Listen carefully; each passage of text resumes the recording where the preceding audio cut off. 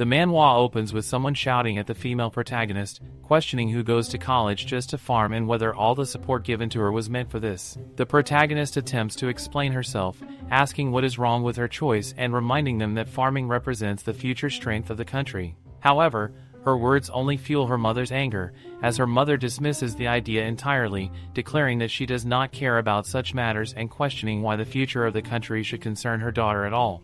Reflecting on this, the protagonist wonders how her mother is doing now, realizing that her mother would never have imagined that the daughter she once scolded for entering the agriculture department would go on to spark an agricultural revolution in another world.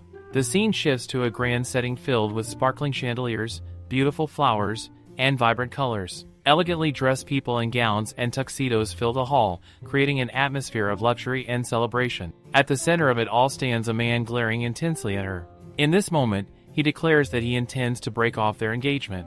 This leaves Liana utterly confused, as she struggles to comprehend what is happening. Only moments ago, she had been in a break room grinding coffee beans when she heard a strange popping sound and felt something unusual. Suddenly, a sharp pain surged through her head, disorienting her completely. As she tries to process the situation, her fiancé assumes she is pretending to be ill once again to escape the confrontation, dismissing her condition as a cheap trick. Finally, she questions whether he is truly Crown Prince David. Instead of answering with concern, he accuses her of pretending to be insane and urges her to stop her hypocritical behavior. He explains that their engagement was arranged under His Majesty's wishes, though he had been reluctant from the very beginning. This revelation shocks her deeply. She quickly realizes that she is now inside the very novel she had read in her previous life. The story revolves around a girl from another world who becomes a saint, fitting the typical romance fantasy narrative. That girl, Sienna, is currently standing beside Crown Prince David, linking arms with him. As the protagonist of the story, Sienna possesses a charming and quirky personality that wins everyone over. In contrast, the villainess who constantly criticizes and mistreats her is none other than Liana herself. Although regaining the memories of both her past and present lives should be a blessing, it instead becomes a source of despair. She cannot understand why she had to become the villainess of the story.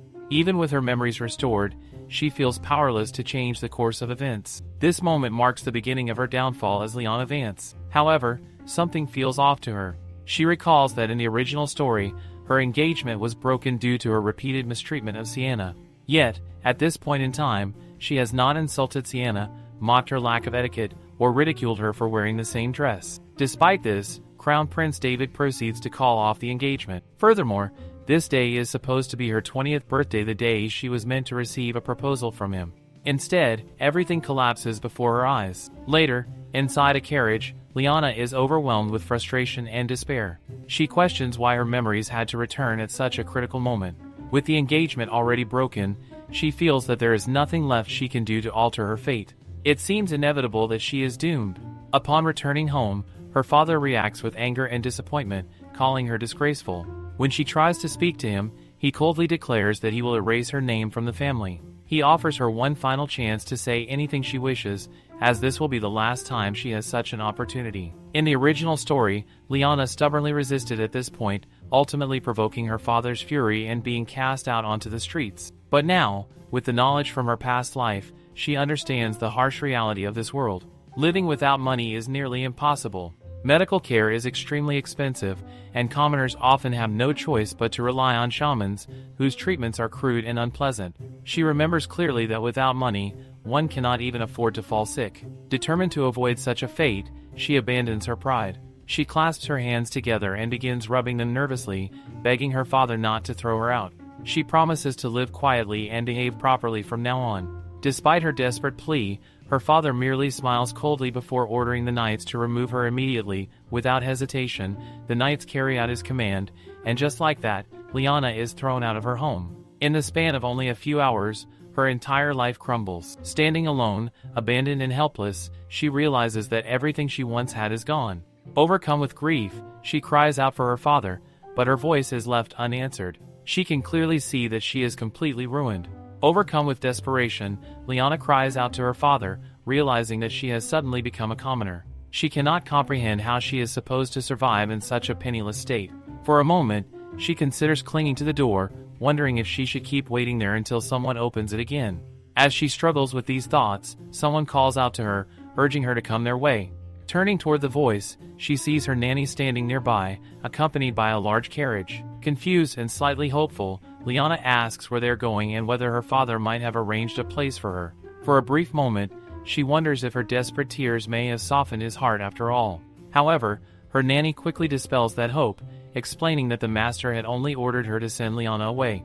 Despite this, the nanny could not bring herself to abandon her completely. She suggests that, for now, they should head to her hometown, where the local lord is known to be kind, making it a relatively safe place. Once inside the carriage, Liana sinks into her thoughts. She feels utterly lost. In the end, she has been cast out exactly as the original story had described. Now, she is left questioning what she is supposed to do next. Letting out a quiet sigh, she listens as her nanny gently tries to comfort her, urging her not to lose heart.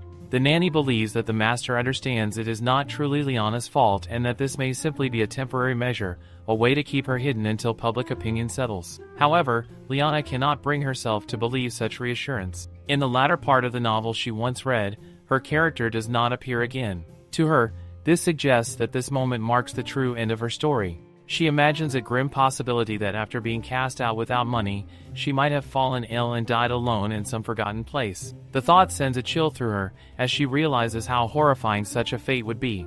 She cannot help but think that if her memories had returned just a little earlier, she might have been able to change everything. Perhaps she could have avoided this outcome entirely. Then again, that would mean she would not have been abandoned by Crown Prince David. Reflecting on him, she finds little comfort in that idea. In her mind, he is insensitive, arrogant, and self-righteous, the very embodiment of selfishness. She reasons that it is precisely because of his nature that he fell for Sienna, a woman bold enough to speak of equality and challenge him in ways no one else had. Sienna had even struck him, becoming the first person to do so, which only deepened his fascination. Liana concludes that while such a man might seem appealing within the pages of a novel, living alongside someone like him in reality would likely drive a person to madness. Even if she had not been cast aside, she doubts her life would have been a happy one. With this realization, she begins to shift her perspective. Instead of viewing her situation as pure misfortune, she considers the possibility that this could be her freedom-made chance to finally live a life of her own choosing. With that thought in mind, she gradually drifts off to sleep. Sometime later, her nanny gently wakes her, informing her that they have arrived. This is as far as she can accompany her. Before parting, the nanny embraces her tightly and apologizes for everything. Liana reassures her, expressing gratitude instead. She understands that even bringing her this far was a significant risk, as it could have invited her father's wrath. The nanny tells her that if they ever meet again, she will make sure to repay Liana's kindness. Standing there, at the end of her journey with the only person who showed her compassion, Liana prepares to step forward into an uncertain future, completely alone. While the nanny asks her not to worry, she assures her that one day, when she becomes useful, the Duke will come looking for her again. Liana, however, thinks that hearing such words from the nanny somehow makes everything feel even more bitter. She cannot help but wonder if they truly did not leave her here to prepare for something later. With that, the nanny says that she will be off now. Liana, thinking internally, reflects that it is her nanny of all people, and she would not do something like that.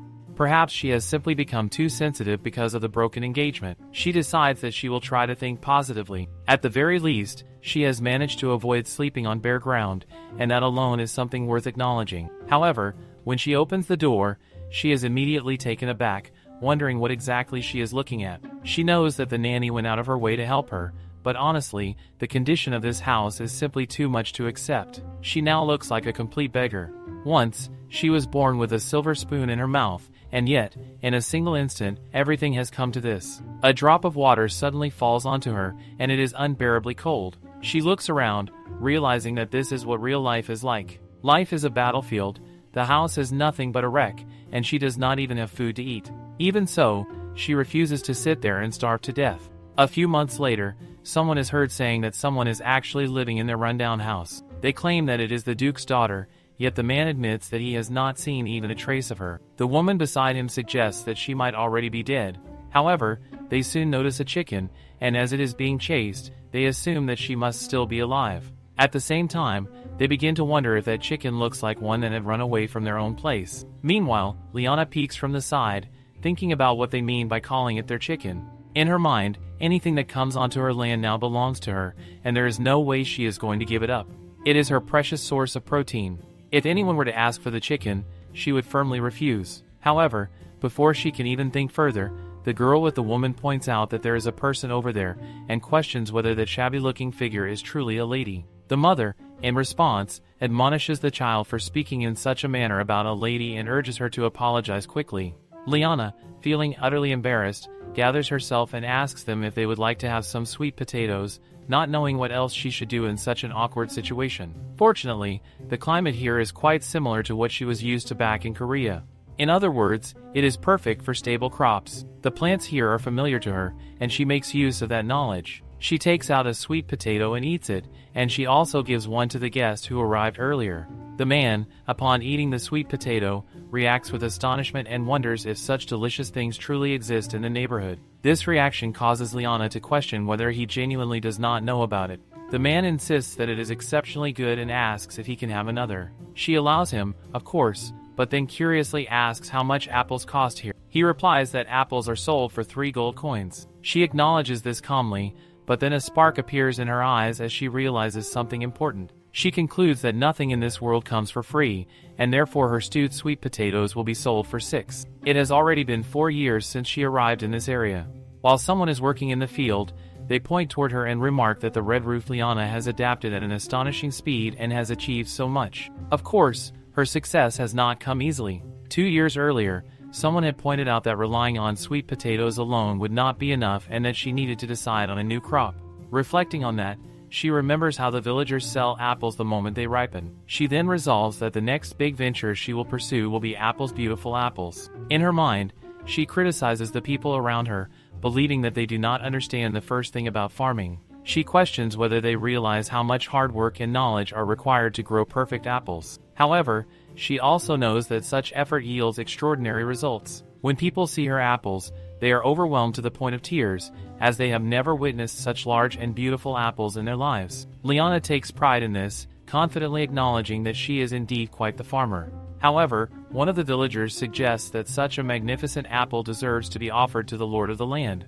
This immediately irritates her. She cannot understand why the lord should be involved at all. She glares at them, thinking about how and why they could even consider giving away something that rightfully belongs to her. She mentally protests that it is her apple and questions who gave them the authority to give it away, urging them to stop immediately. At that moment, someone arrives and questions what all the commotion is about.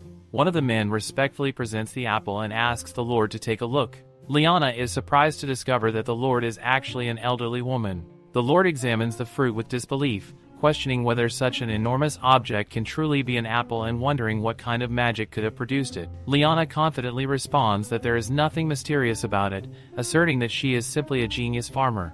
This statement prompts the lady to recall something, and she remarks that Liana is the daughter of the Duke Pond. Hearing this, Liana becomes slightly taken aback and begins to question how the woman knows about her. The lady replies that, of course, there is no way she would not know. She explains that she has even received reports about how Liana has been making a living through farming here. Naturally, she had assumed those reports were all lies. This immediately irritates Liana, as she realizes that the lady had believed she was merely hiring others to do the work. Although she admits that such a thing could have been possible, she firmly knows that she has done all of this herself. As Liana begins to stroll away, she reflects on how the lady, despite knowing her identity as the Duke's daughter, has not done a single thing for her. Because of that, she turns back and states that the price will be 1 gold coin. The lady questions whether Liana truly intends to charge her for the apple. Liana confidently confirms this, explaining that the apple is like her own child. Furthermore, due to this year's poor harvest, she has only managed to grow 20 of these exceptional fruits. This revelation shocks the lady, who immediately questions whether Liana is claiming to have 20 more apples of the same quality. Liana calmly confirms that she does. The lady then presses further, asking if Liana has not considered that offering them might earn her a reward far greater than a single gold coin. However, Liana dismisses the idea, making it clear that gambling is not something she believes in. The lady remarks that Liana is quite a bold young woman. She admits that she had originally expected Liana to come crying at the gates of her manor within a week. She then asks whether Liana is capable of growing other fruits as well. Liana confidently replies that she can, describing the peaches she grows as so sweet and tender that they practically burst in one's mouth. This vivid description causes the lady to react visibly, while Liana notices her interest and realizes just how tempting the idea sounds. Eventually, the lady proposes that she will hire Liana as the estate gardener, instructing her to grow fruit trees within the manor grounds. However, Liana immediately refuses, stating that she does not take subcontracted work. She believes that growing and selling the fruit herself is far more profitable. The lady questions how Liana intends to manage everything alone, pointing out that her family, the Duke's household, has completely cut ties with her and that she has no one to rely on.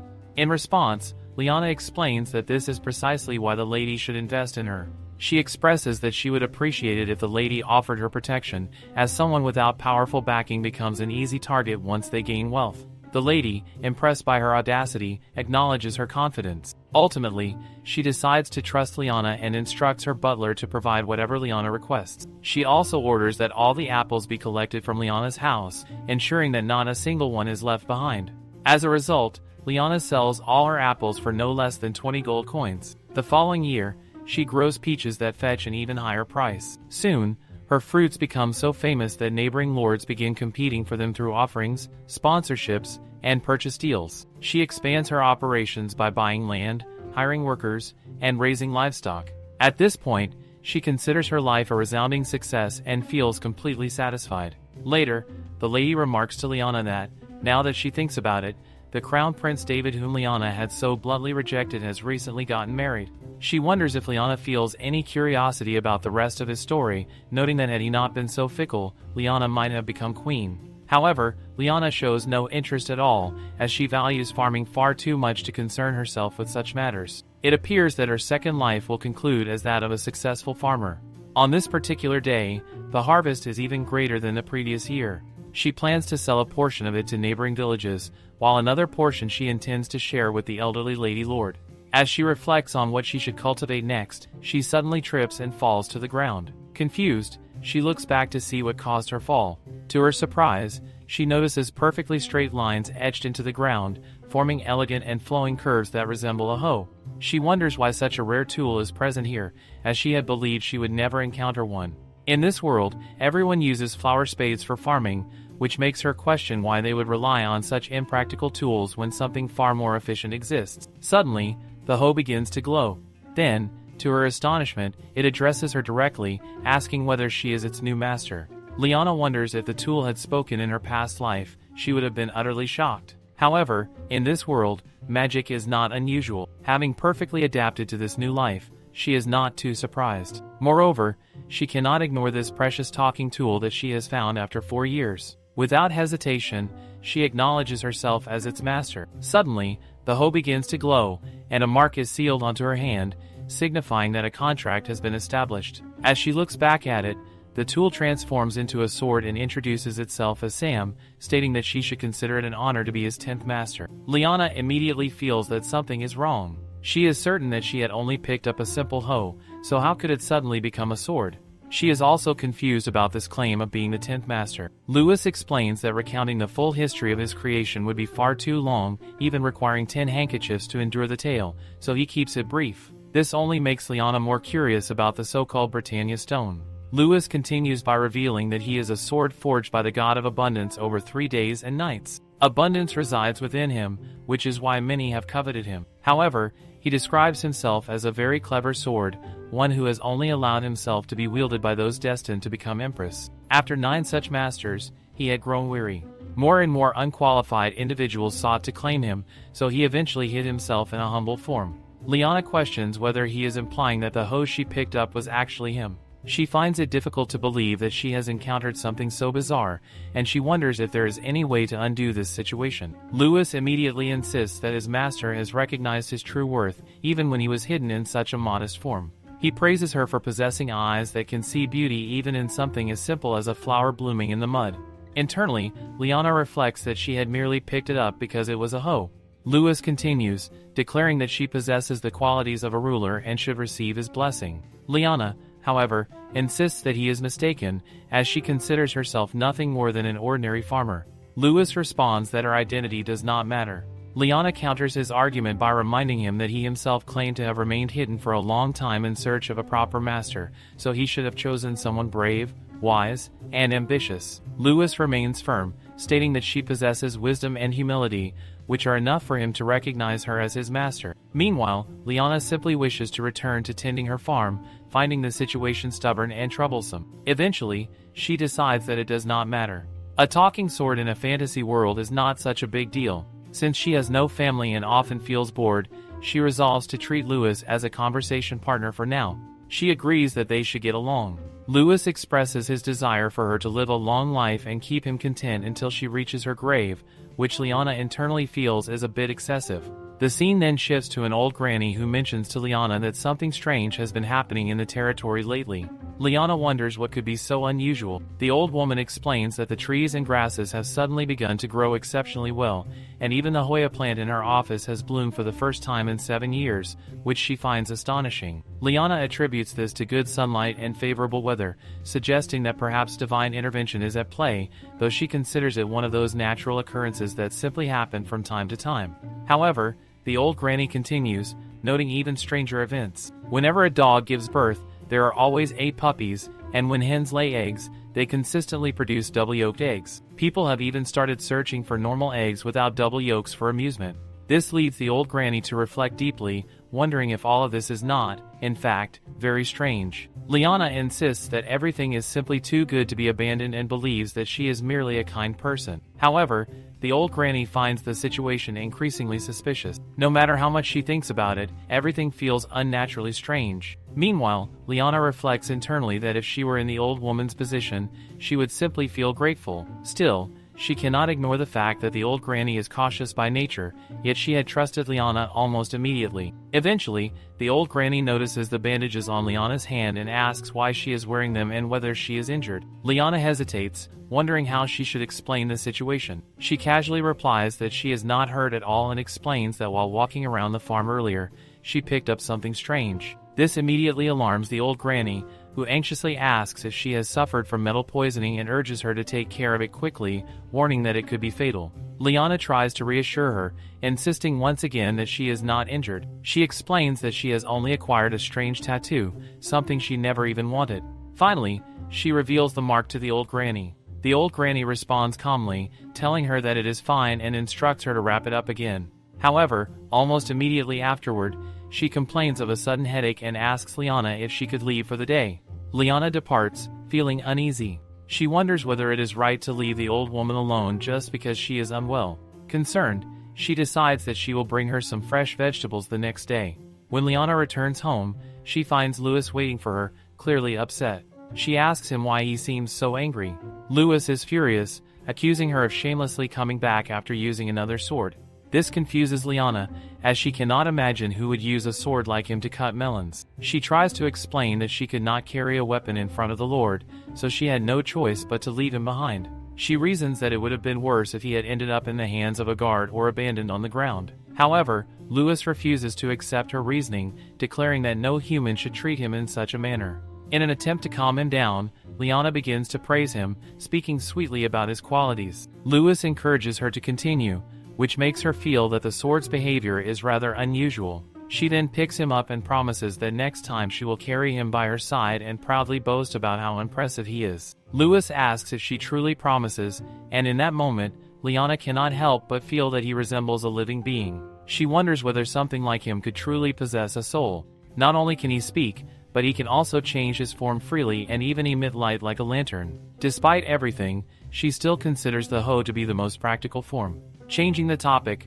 Liana mentions that the Lord had spoken about something unusual. The territory has been flourishing recently, with livestock producing an unusually large number of offspring and crops yielding abundant harvests. She finds it quite remarkable. Lewis immediately claims that all of this is due to his blessing. Liana questions what he could have possibly done, since all he seems to do is float around her room when he is bored. Lewis proudly explains that he was forged with utmost devotion by the God of abundance, so it is only natural that any land where he resides would experience prosperity, with crops thriving and livestock multiplying. Liana remains unconvinced. Thinking about her crops, she decides that she should go check the fields before it gets too late. Meanwhile, Lewis continues explaining that he represents a form of state. When there is an abundance of food, people naturally gather, and society begins to form. He claims that ancient civilizations were established in fertile lands for this very reason. Liana remarks that he seems to know many complicated words, which only irritates him further, as he questions whether she truly sees him as nothing more than a child. At that moment, a voice calls out from outside, asking if anyone is there. Liana pauses, recognizing that it is a male voice. She finds it unusual, as no one should be visiting at such a late hour. Carefully, she moves closer and peeks outside, only to discover that it is not just one man but several strong-looking young men. The situation immediately feels suspicious. Lewis reacts eagerly, suggesting that this is the perfect opportunity for him to demonstrate his abilities by turning the entrance into a sea of blood. Liana quickly shuts down the idea, telling him not to say such things, as it would only lower the property value. She orders him not to move until she gives permission. Finally, she opens the door and begins to ask who they are. However, before she can finish her sentence, she is struck by the sight of the man standing in front of her. She is momentarily captivated, thinking about how remarkably handsome he is. The man, however, addresses her in a completely different tone, stating that he has finally found her and calling her a thief cat. His choice of words does not match his refined and elegant appearance at all.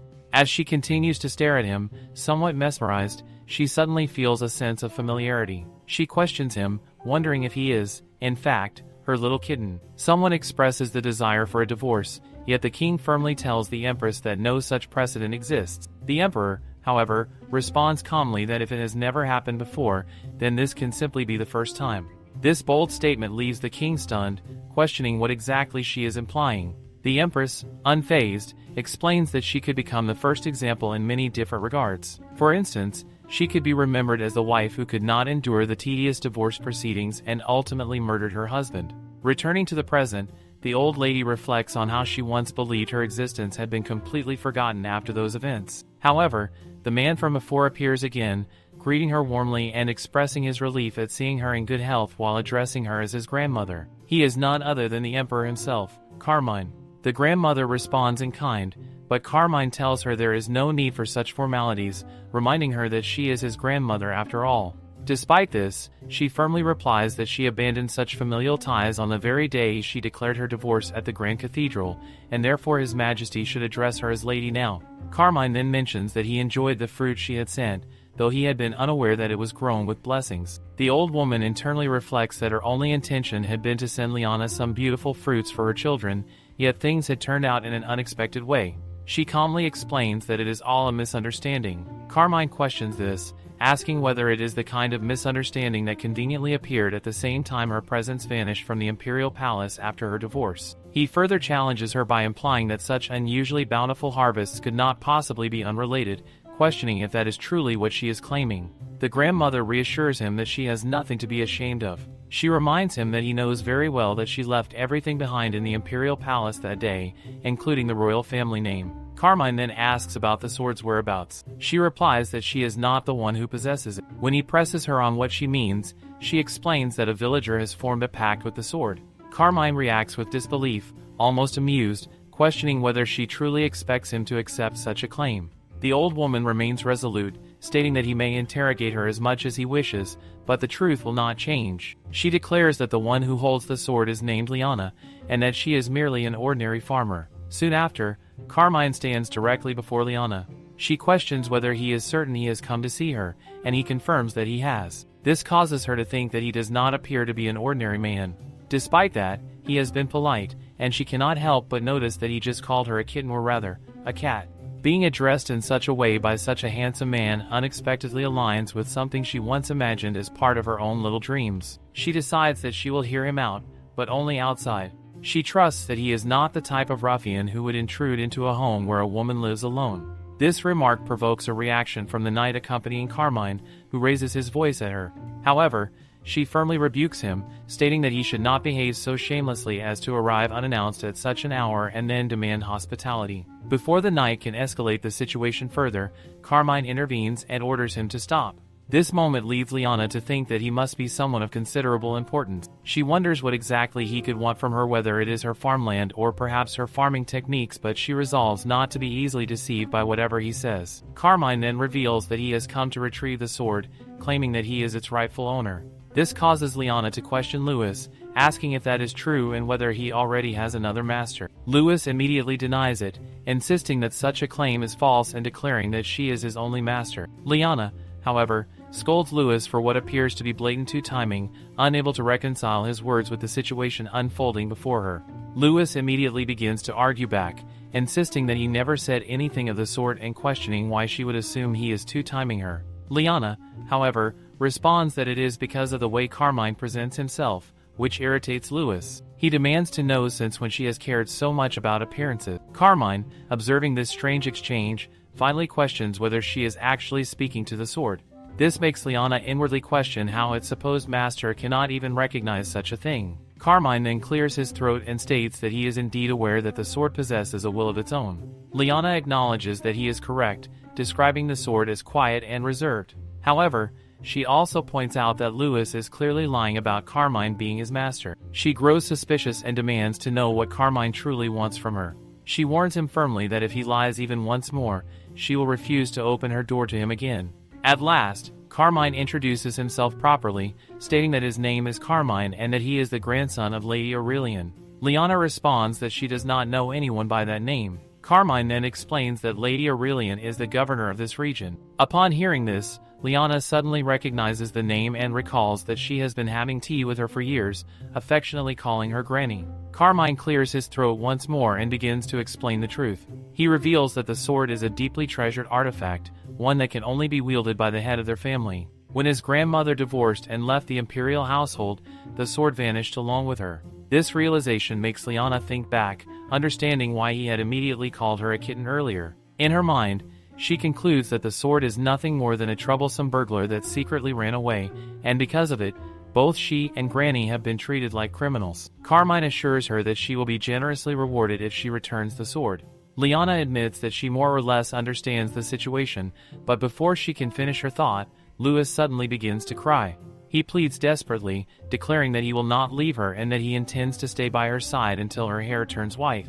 He continues, lamenting that others merely labeled him as a family heirloom without ever truly caring for him. He challenges the claim of Carmine being his master, insisting that if it were true, Carmine should at least be able to say his real name.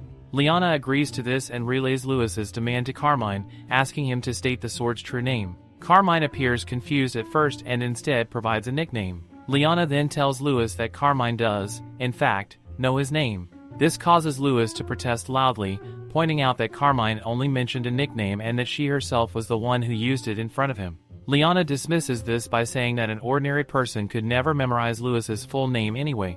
This remark deeply wounds Louis, causing him to cry even more as he questions how she could say such a thing to him. Despite the chaos, Liana ultimately concludes that she cannot hand over the sword. She explains that since Louis himself denies Carmine as his master, she has no reason to give him up, and she politely tells Carmine to leave. Carmine, however, refuses to back down. He explains that the sword's value and significance are far beyond anything she could imagine, and therefore he cannot simply walk away. He declares that he must reclaim it, even if it requires resorting to underhanded methods. Liana responds firmly, stating that Louis possesses a will of his own, and she cannot ignore his wishes by handing him over against his consent. Carmine questions this reasoning, emphasizing that the sword is ultimately a weapon, and what truly matters is her decision. He adds that he would prefer not to use force against a fragile young woman, but then asks her directly whether her answer would remain the same if she knew he was the most powerful person in the world. Liana answers without hesitation that her decision would not change. Carmine leans in closer, as if about to act on his earlier statement, which causes Liana to wonder if this is what he meant by underhanded methods. Acting quickly, she raises her hand and places a finger against his lips, telling him to be quiet and to be more careful with his words. Carmine becomes visibly confused and asks what words she is referring to. Liana then accuses him of implying a contract marriage. This takes him completely off guard, and he questions why she would come to such an absurd conclusion. Liana, however, remains entirely serious. She explains that he himself mentioned underhanded methods, and from her perspective, a contract marriage would be the most logical approach. After all, as a married couple, they would share ownership over their possession. In her reasoning, this would make it the only legal way for him to claim the sword. Carmine says to Liana that, in that case, will she marry him? This makes her think that this man really would not make it as a con artist. When she gets a proposal, it feels nice to receive one, even if it is like this. The crown prince did not even propose. It would have been perfect with a big bouquet of flowers, though. She says to him that this is such an uninspired proposal and that he should bow elegantly at the waist or something. He immediately goes down on his knees. She reacts with delight, thinking, oh yes, yes, like that, but immediately says that she will have to decline the proposal. With that, she shuts the door, which leaves him and his knights speechless. Outside, someone shouts the word loudly. She comments that he is quite good looking, but his voice is not. Louis tells her that actually it was a subordinate next to him who yelled, and that he himself was just standing there clueless. Liana questions whether Louis can really see things like that. He replies that he is the magic sword, and that seeing through a shabby wall like this is nothing. Anyway, Liana plans to just stay home for today, which makes Louis happy. He thinks that taking a break from work must mean she is finally going to play with him. Liana, however, thinks that maybe she should have just discussed how to separate that handsome man from his sword, which makes Louis cry out internally, wondering why she is making that face and whether she is thinking weird things. She assures him that of course she is not thinking at all. On the other hand, Germain can see that he has been fooled completely. It has been like that ever since he has been bewitched. The image of wavy red hair and a tiny straw hat pressed down tightly, along with light brown eyes, looks totally different from the way she acted. He has never been toyed with like this before. The granny approaches Carmine and remarks that he was supposed to return to the palace. He responds that he will have to impose on her again. She replies that she does not mind, but she thought that His Majesty would whisk Liana off to the Empire immediately. Carmine explains that he has been completely ensnared. That daring girl told him that the only legal way to own the sword is through marriage, and he also proposed to her. This makes the granny think that she knew Liana was bold, but who would have thought that she would dare suggest such a thing to the Emperor? She asks what happened next. He replies that he proposed to her, and she slammed the door in his face. This makes the granny remark that she really is a daring child. Carmine replies that he is absolutely right, and that he cannot possibly return like this because his pride will not allow it. The granny thinks that this is getting interesting. Someone who has walked a predetermined path since childhood, known for being indifferent and cold, is now revealing emotions like this. She wonders whether it is reckless of her to feel as if something romantic is about to happen at last. He might be having spring for himself, and she is actually rooting for him. After 2 days of hiding from that suspicious blonde man, that night Liana has a dream. In that dream, someone asks what is yellow, fluffy, and sweet. She immediately wakes up, thinking that it must be a pumpkin. Pumpkin is so delicious with its fluffy texture and sweetness. Now that she thinks of it, maybe she should make knife-cut noodles with lots of pumpkin in them. She imagines slurping up a mouthful of noodles and just imagining how delicious that would be. Sweet pumpkin entwined in a savory broth would be divine. She declares to Louis that today is the day, that it is time to vanquish enemies and revel in the joy of harvest. Louis immediately gets excited and interprets harvest as piling up the heads of her enemies and displaying them. However, he also wonders whether this outfit is a bit too shabby for the battlefield. She insists that no, actually it is perfect, and that this outfit is flawless. However, in order to succeed, he has a very important job to do. Louis questions her and tells her to just say the word, because there is nothing he cannot do. She then asks whether he can transform like this, and make the handle like this and that plate like that. Louis looks at the paper and says that he will give it a try. After he is turned into a knife, Liana is able to cut the pumpkin so cleanly. She wonders whether it is because the blade is sharp, while Louis cries out, calling to Liana that she is a fraud and that she is a mean girl. Liana tells him that life is like that, and that the world will rob him blind if he is not careful. She knows that he used to be drenched in blood, so she questions why he is being grossed out by plant sap. He shouts at her, saying that this is different. While she questions how it is different, another hand approaches her. It is Carmine, who asks Liana whether he should put this over there. He explains that he heard voices, so he came by. He thought that she was with the ego sword, but he guesses that he was wrong. However, the moment he sees the light coming out from the scissors, he questions whether that pair of scissors in her hand is the ego sword. She tells him that actually Louis loves serving her like this, while Carmine thinks that he does not believe Louis agrees with her. Liana then whispers to Louis that if she puts it like this, people will think they are getting along and leave them alone. Vulcan, upon hearing all this, wonders whether it really works if she says such things out loud, and declares that he will never relinquish the ego sword. Finally, Nana asks him whether he is the obsessive male lead type, which makes him wonder what she means by that. She then tells him that it is just a thing, and since he is here, he could help move the pumpkins to the storage room. Carmine questions whether she is not selling them immediately. She explains that to enhance their value, they need to be dried for about 20 days, and that if he moves them, she will treat him to a very delicious meal.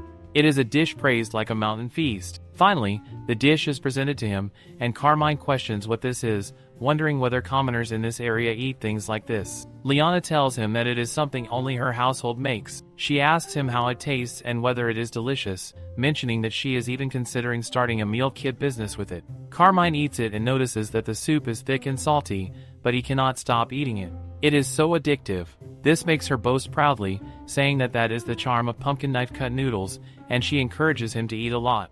She thinks that the mountain spirit did not appear in her dream for no reason, because how can someone look so good even while eating? She knows that this must be what his grandmother must be feeling while looking at him. Whatever the case, she plans to simply enjoy herself while looking at him. With that thought, she asks him to try something else as well. Carmine questions what this is. She immediately tells him that this is homemade 5-flavor tea, and that she does not give it to just anyone. He notices that it has ice in it. She explains that she gets hot easily, so she dug an ice cave. Carmine, confused, questions how she dug an ice cave. She replies that she did it the only way possible with a shovel. He tells her that he will help with things like that in the future, which makes her reply that marriage tricks do not work on her, and that she can manage on her own.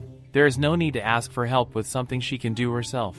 After seeing her determination like this, Carmine remarks that she is quite an unusual person. A few years ago, a black-haired angel descends upon the Barker kingdom. Some denounce her as a demon, while others insist that she should be treated as an esteemed guest. Among those who seek to use her for political purposes, the girl ultimately falls in love with the crown prince and becomes engaged to him.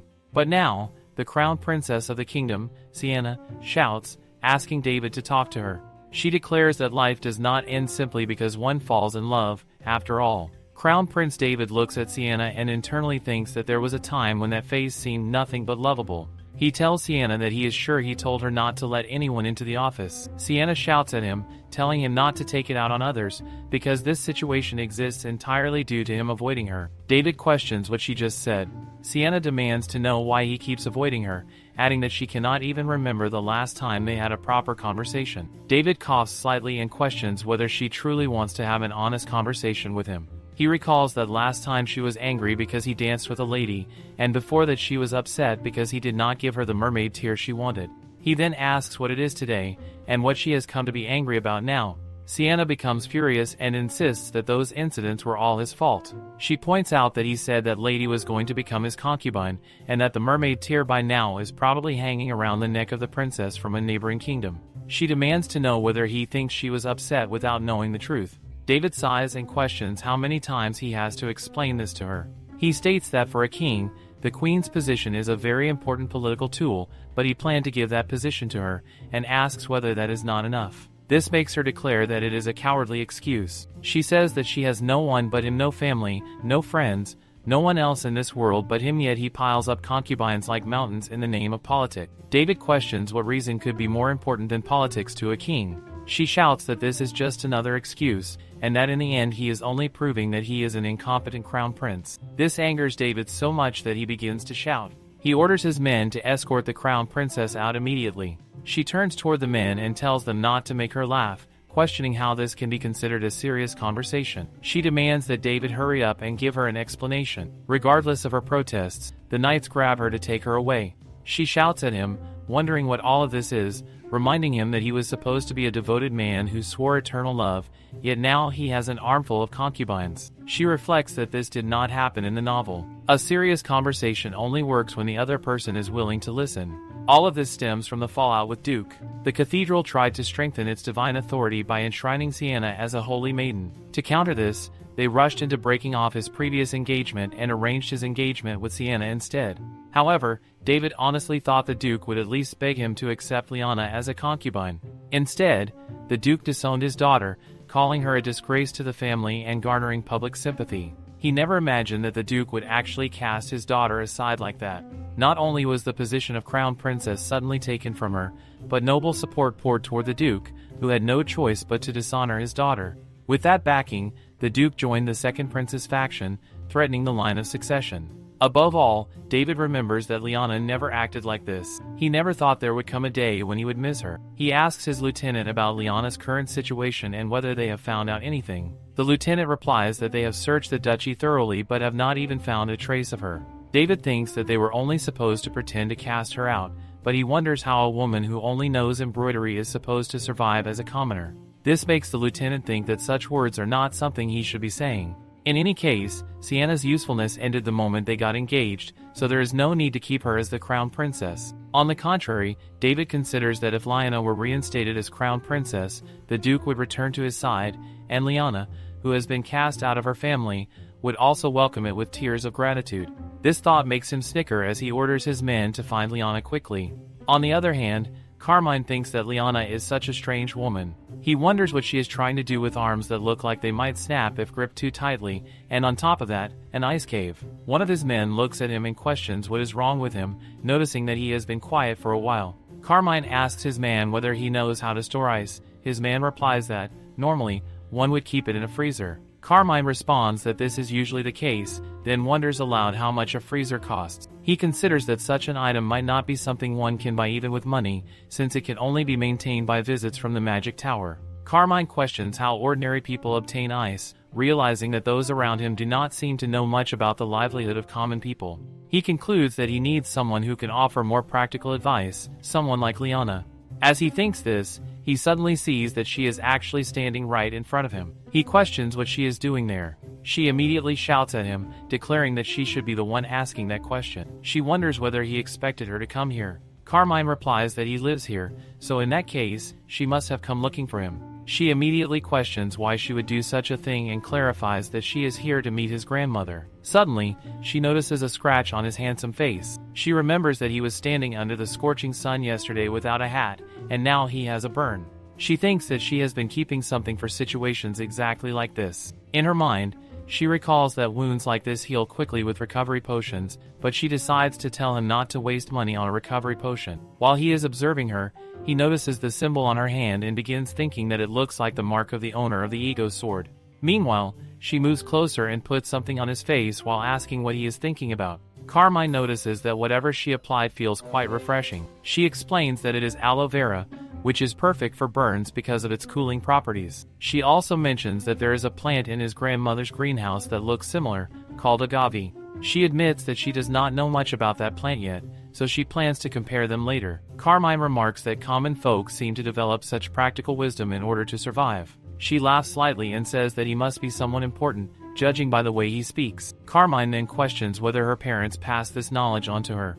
She replies that she does not have parents. Almost immediately, she realizes that her words have caused a misunderstanding. She quickly corrects herself, assuring him that she does have parents, but that they abandoned her. Carmine becomes completely frozen at her words, and this reaction makes her feel deeply embarrassed. From what she can see, he does not seem like a bad person. She explains that she was abandoned when she was young after an embarrassing broken engagement and was discarded because she was considered a useless daughter. She reflects that it is not so bad now, as living alone feels nice. She admits that she likes her current life, since she can do whatever she wants freely, and she believes that her present situation is better. Liana looks at his face and wonders whether he is curious about her circumstances. He replies that it is nothing, yet she can clearly see that curiosity is written all over his face and that he is dying to know more. However, he still refrains from asking, and she guesses that he is trying to be considerate. She gently touches his face and comments inwardly on how kind he seems. The moment she realizes what she is doing, she gasps in shock. She quickly turns away, telling herself that this does not mean she has allowed herself to develop feelings, and she insists internally that she cannot give him permission to become close to her. Carmine clears his throat and says that he did not say anything at all. At that moment, someone from behind remarks that they had been wondering why she had not arrived yet, so they came to check on her. The newcomer then notices that Liana is still standing in the lobby and internally thinks with amusement about these little rascals. The granny is about to call him Majesty, but Carmine immediately calls out to her, saying that he is just about to head up with Lady Liana, while referring to her as grandmother. This makes the old granny think that perhaps he has not mentioned the fact that he is the emperor. With that thought in mind, she turns to Liana and asks whether she has met her grandson. Liana replies to her that not only did they greet each other earlier, but she even applied medicine to him. This makes the granny think that the two of them have already gotten very close. Carmine then whispers that it might be misunderstood if she phrases it like that, but Liana insists that it is the truth, reminding him that they even had noodles together. This makes the old granny comment that if they are speaking to each other so formally, then they should stop using such formal tones, since they are the same age. She believes that they will become good friends in the quiet countryside, which makes Carmine respond that mutual respect is necessary. However, he notices that Liana looks extremely happy about this situation. Liana then teases him by saying that there is no way they could possibly be the same age, and she repeats the thought while joking that they must be destined for each other. Carmine can clearly see that these two are truly enjoying themselves at his expense, so he tells her to do whatever she wants. This makes Liana feel delighted, as she realizes that she now has a guy friend. With excitement, she suggests that they should all try some watermelon punch. Both Carmine and the old granny are astonished when they see it, finding the creation cute and pretty. They ask her how she managed to cut it in such a way. She proudly tells them that it is all about technique. This makes Carmine wonder whether she used the ego sword for such precise cutting, but she immediately denies it, insisting that it was not Louis and absolutely not the sword. He responds that he does not trust her at all, which makes her wonder internally why he seems to know her so well. She tells him not to overthink things and urges him to simply open his mouth. Meanwhile, he tells her to stop avoiding the question. However, before he can continue speaking, she quickly places a heart-shaped piece of watermelon into his mouth. This action makes him blush intensely, and he remarks that it tastes so sweet, sweeter than any watermelon he has ever tasted before.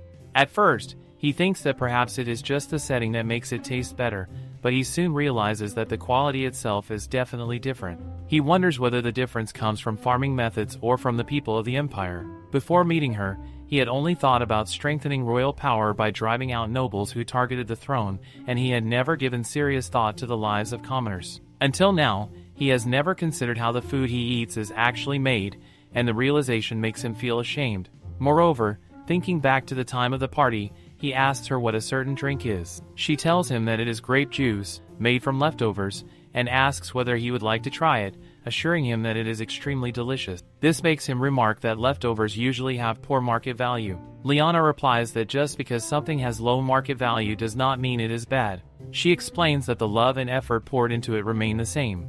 In a way, she compares it to people, whose value can drop because of malicious rumors or slander, even though their true worth has not changed. He originally came to recover the ego sword, but as he talks with her, he begins to understand why the sword chose her as its master. He finds himself wanting to speak with Liana more about this matter. Just at that moment, he notices her downstairs and wonders what she is doing over there. She is clearly visible even from a distance. As he prepares to wave back at her, he suddenly recognizes that he is hearing an ominous sound, a sound that should never be heard.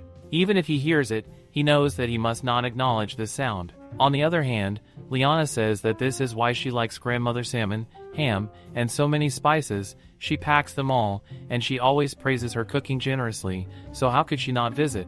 She wonders what she should make with these ingredients, thinking that salmon sandwiches sound delicious. Just at that time, Louise comes and says that she is having fun without him, acting as if this is cruel. This makes her question why he is out here, since he is literally passing off the task after she said she would just bring watermelon punch and come back quickly. But now it is already the middle of the night, and he calls her a liar. She tries to tell him that the conversation got a little long. She guesses it is because Louis cut the watermelon, and it tasted more delicious. She adds that Carmine also liked it, which makes Louis even more pissed, thinking that that jerk was also there and wondering if she fell for it. This frustrates him, and he thinks that if this goes on, he will end up getting screwed too. Liana assures him not to worry, saying that will never happen, and questions why he is so worried. He explains that she does not know and shouts, asking if she knows how vicious the Marshall family is right now. He says they are treating her well because she is feeding them good food and telling them interesting stories, but as soon as their interest vanishes, they will try to take him, even if it means cutting off a hand. This makes Liana think that if that is Carmine's family name, she feels like she has heard it somewhere. It has been so long since she has been away from high society that she cannot remember. Regardless of that, Louis tells her not to ever let her guard down and not to be fooled just because the leather looks shiny. He reminds her that there are devils, and she needs to keep reminding herself of that. Liana assures him that it is okay she will do so, and then questions whether he has decided to stay by her side forever. This makes him question what kind of question that is and wonder if she is planning on abandoning him. Liana says no, not yet, explaining that she is just not the type to live a life of taking heads, and she wonders whether it is okay to continue living like this. He replies that all he desires is to serve her. It seems like there is more to this, and there must have been a very pressing reason for running away from home. Suddenly, he hides, which makes her question why he is suddenly hiding. When someone says to Liana that it has been a while, it is the nanny. The nanny says to her that she was really surprised to run into her like this and thought Liana would still be at the house she took her to. Liana says that the crumbling house honestly does not matter whether it is fixed or moved. She is happy to see the nanny after so long. But the nanny has not visited even once in all this time, so why is she suddenly here? It feels unsettling. Regardless of that, Liana asks her what she would like to drink, mentioning that she has been drinking lately. The nanny asks if she can choose, and Liana replies that of course she can. While all this is happening, the nanny is somehow acting mysterious. Finally, Liana brings the tea and asks her to enjoy it. The nanny says to Liana that the Lord must have helped her, which makes Liana question what she is suddenly talking about. Actually, the one who brought her here was the Lord. The Lord is also in a difficult position, living alone after the divorce, so she thought she would take pity on the broken-off and abandoned miss. She adds that she is glad it turned out the way she expected. This makes Liana question what the nanny just said and assure her that she is completely wrong if she thinks that grandmother has no interest in her, because she survived on her own efforts. This makes the nanny question whether she lived on her own, telling her not to lie since she does not even know how to make money. This makes Liana feel angry, realizing that now the nanny is openly looking down on her. Since she is no longer the Duke's daughter, the nanny probably thinks she does not need to be careful with her words. So Liana tells the nanny to believe it or not, and then adds that, by the way, the tea is for 1 coin. This makes the nanny question whether she is really going to charge her, complaining that it is too much for someone who came from far away to meet her. Liana shouts at her that she is the one who started by being rude, and she did not even acknowledge her efforts. She questions what that pitiful situation was supposed to mean. She can accept that, but to insult the Lord like that too, is that not rude? With that, she turns away and tells the nanny that if she has nothing more to say, she should please leave, because she is busy. The nanny stands up and asks Liana to please wait a moment, saying that the Duke told her to bring Liana back home. Nanny says that he has been so heartbroken ever since Liana left, worrying constantly and fretting over whether something has happened to her. This makes Liana scoff, feeling worried and suspicious, wondering if he has suddenly found some new use for her. She thinks that she knew he was never a genuine person, so she tells the nanny that she is not interested in any of this anymore. She says that she does not care about her family, and she does not want to see them again, so the nanny can simply go back. The nanny responds that she will report back to the Duke and let him know just how sharp her words were as well. Valeriana then tells her to be sure to tell him that she cursed him too from the top of her head to the tips of her toes. With that, the nanny leaves. The scene cuts to someone calling out to Carmine, addressing him as brother and asking whether he is even listening, since he seems unusually deep in thought today. Carmine apologizes to his brother and questions what they were talking about. His brother tells him that he had asked when he planned to return. Even though Poston has a direct teleportation zone to the imperial capital, it is not proper for the emperor of a nation to stay too long in a foreign country. Princess Riz, after her divorce, had returned to her homeland, leaving the kingdom uncertain about her future. As a solution, the kingdom granted her a stay in a border region that neighbored the empire. His father, the previous emperor, who missed her dearly, went to great lengths to create a teleportation zone linking the two regions. Who would have thought it would become so useful today? Carmine says to Riz that he feels bad for her Aunt Susan. The princess then says that there are only 2 conditions under which he is allowed to stay in that town. First, he is pursuing the sword, and second, he has fallen head over heels in love for the first time in his life. This makes Carmine think that this is ridiculous. Meanwhile, the princess loudly insists that exactly so he should hurry up and return already. It is serious enough that she crosses his mind even during meetings. He can tell just at that time when the lieutenant arrives and reports that there is suspicious activity in the area.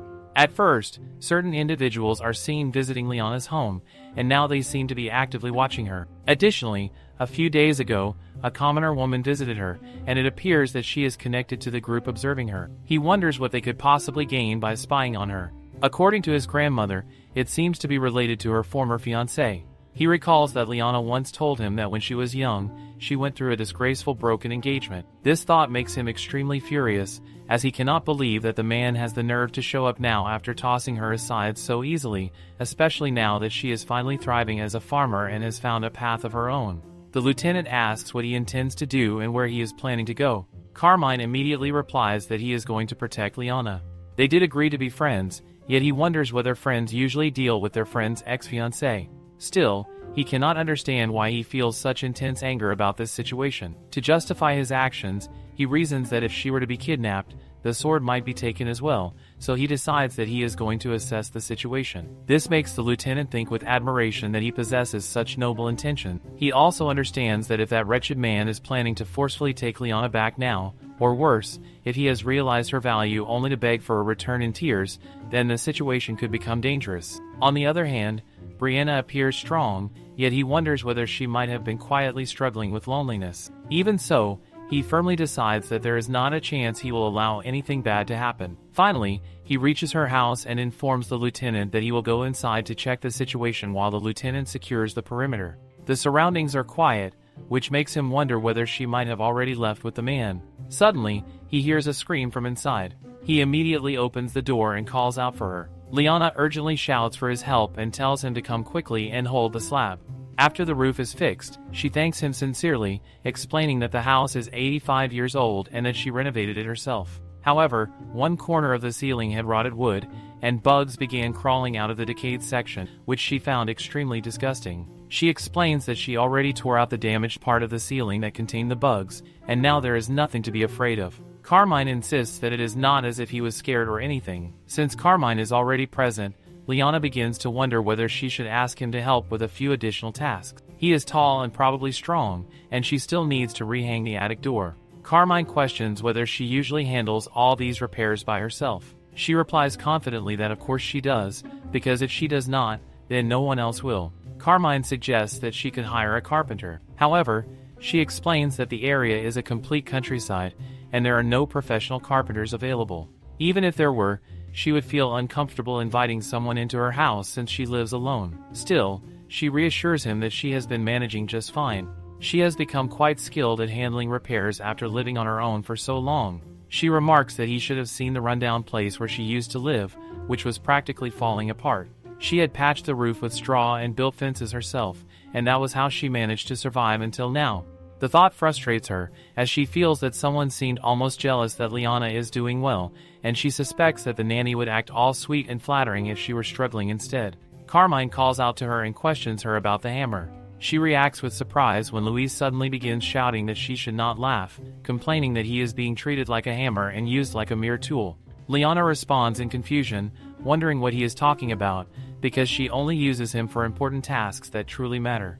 For situations like this, there is no tool she would rather use than him. This statement makes him angry, yet he still feels uncertain whether being compared to a hammer is truly the right description. Suddenly, he pulls her unexpectedly. The hammer slips from her hand, and not only the hammer, but she also loses her balance and falls. In that moment, she realizes that something feels warm, and she discovers that she has fallen directly on top of Carmine. Carmine asks only whether she is okay. It has been a long time since she has felt the warmth of another person. While Carmine continues checking whether she is hurt in any way, she quickly pushes herself away from him. Carmine warns her to be more careful, pointing out what could have happened if she had been injured. This makes her think that he is probably the one who hit the ground harder. He reminds her that since she lives alone, she cannot afford to get injured, yet he expresses relief that she is unharmed. The way he treats her with such concern causes her face to flush deeply, leaving her blushing intensely. The person she used to tease and play with in the palm of her hand now appears completely different to her, and she wonders what she is supposed to do when he suddenly looks like a man in her eyes. She cannot understand why she forgot such an obvious fact, because this man is unbelievably handsome. She immediately stands up, which makes him question what is wrong. In that moment, she realizes that he appears to be the perfect husband candidate. Carmine also stands up and remarks that she is acting strangely, noticing that her face has been red since earlier as well.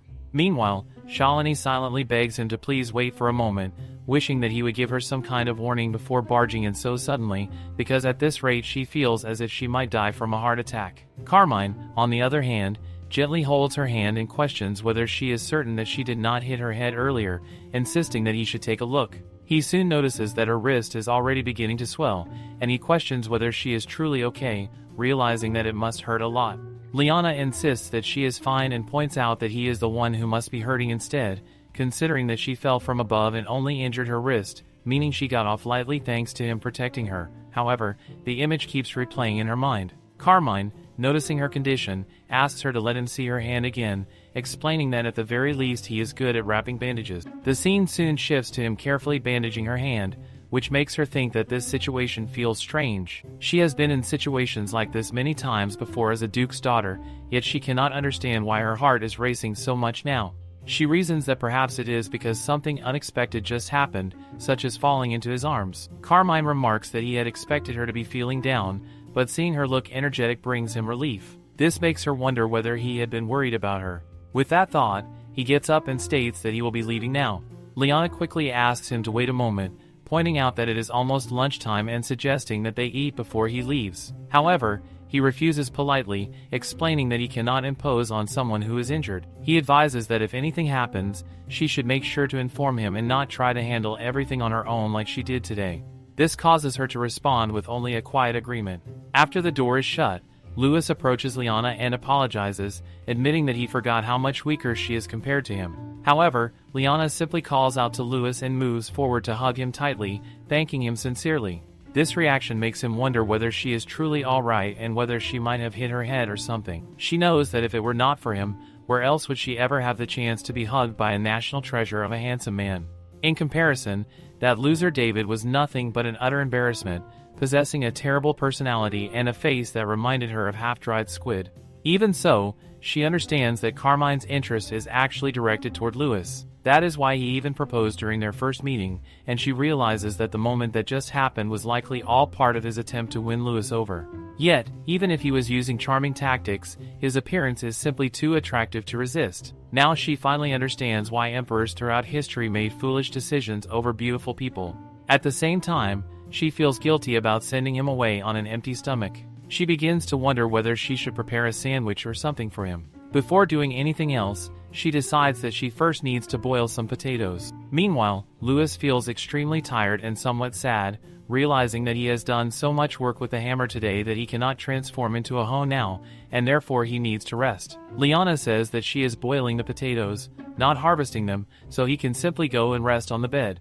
Louis then remarks that, by the way, he wonders whether it would be acceptable if that man were to turn out to be an emperor. She lets out a sigh and questions whether he is saying this because she mentioned emperors earlier. She admits that he is certainly handsome enough to be one, though she clarifies that she means his face alone, not his role as the main character like Carmine. He attempts to tell her that he truly is the emperor, but before he can finish speaking, he suddenly hears someone outside the house. This unexpected sound makes her wonder who it could possibly be at this hour. She considers that perhaps Carmine has returned again, thinking that he must have started craving her cooking after all.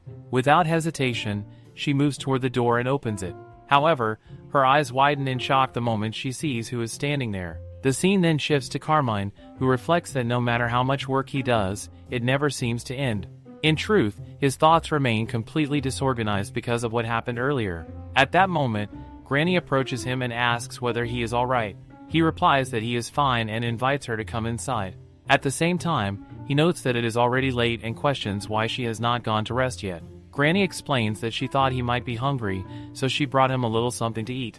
He wonders what she has brought, which prompts her to reply that he should be able to tell that it is a sandwich. Carmine remarks that he is about to sleep soon and that this feels more like a full meal rather than a light snack. However, Granny insists that he should at least take a bite before complaining. He reluctantly takes a bite while Granny comments that one must avoid late-night snacks in order to live long, though she jokingly questions what the fun in that would be. She also mentions that she heard he helped Liana earlier, which makes him question whether commoners truly handle everything on their own. Granny explains that while wealthy people may have money, they also need others to spend it for them. However, for a woman living alone, openly showing that she has money might invite danger. Because of this, she considers it admirable how Liana manages everything by herself. Carmine reflects on how Liana injured her wrist earlier and wonders whether she has eaten properly. Granny reassures him that he does not need to worry about that, explaining that the sandwich he is currently eating is a potato salad sandwich that Liana prepared and sent over earlier as a token of thanks. However,